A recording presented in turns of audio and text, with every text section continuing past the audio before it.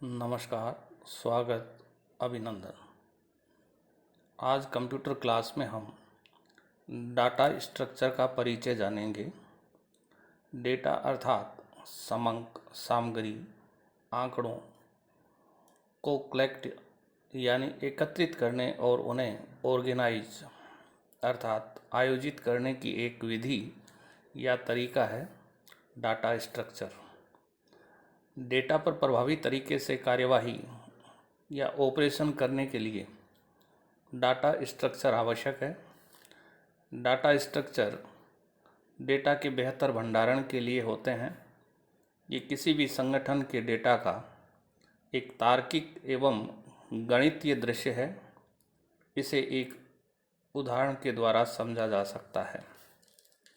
माना कि राम कक्षा 12 का स्टूडेंट है और उसने कंप्यूटर में 98 अंक प्राप्त किए हैं। यहाँ राम एक स्ट्रिंग डाटा है तथा प्राप्तांक 98 पूर्णांक डेटा है। इसे हम एक स्टूडेंट के रिकॉर्ड की तरह व्यवस्थित कर सकते हैं, अर्थात एक टेबल बनाएंगे। उसमें पहले कॉलम में स्टूडेंट्स के नाम लिखेंगे, दूसरे कॉलम में उनके द्वारा प्राप्त अंक, जैसे राम 98, श्याम 96, गोपाल 99, किरण 87, इस तरह से। डाटा स्ट्रक्चर दो प्रकार के होते हैं। एक सिंपल डाटा स्ट्रक्चर, जिन्हें हिंदी में सरल डाटा स्ट्रक्चर कहा जाता है, तथा दूसरा कंपाउंड डाटा स्ट्रक्चर अर्थात यौगिक डाटा स्ट्रक्चर। सरल डाटा स्ट्रक्चर प्राय प्रिमिटिव डाटा टाइप होते हैं, जैसे इंटीजर्स, रियल, कैरेक्टर, बूलियन से बनाया जाता है। ये डेटा भी दो प्रकार के होते हैं, एरे एवं स्ट्रक्चर।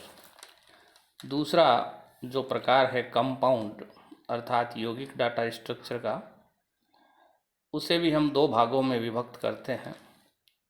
लीनियर अर्थात रेखीय डाटा स्ट्रक्चर एवं नॉन लीनियर यानी गैर रेखीय डाटा स्ट्रक्चर। रेखीय डाटा स्ट्रक्चर एकल स्तर के डाटा स्ट्रक्चर होते हैं। इनके तत्व एक सीक्वेंस या अनुक्रम में बनाते हैं, इसलिए इन्हें रेखीय डाटा स्ट्रक्चर कहा जाता है।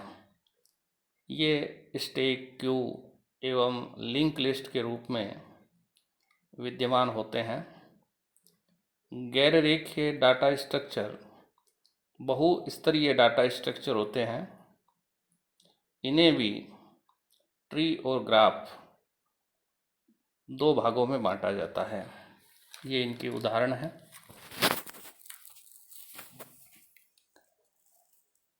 आगामी वीडियो में हम इनके बारे में विस्तार से जानेंगे। आपने चैनल को अभी तक सब्सक्राइब नहीं किया है तो कर लें। अपडेट रहने के लिए नोटिफिकेशन बेल को दबाएं। आपको सामग्री उपयोगी लगी हो तो लाइक करें, शेयर करें। धन्यवाद, नमस्कार।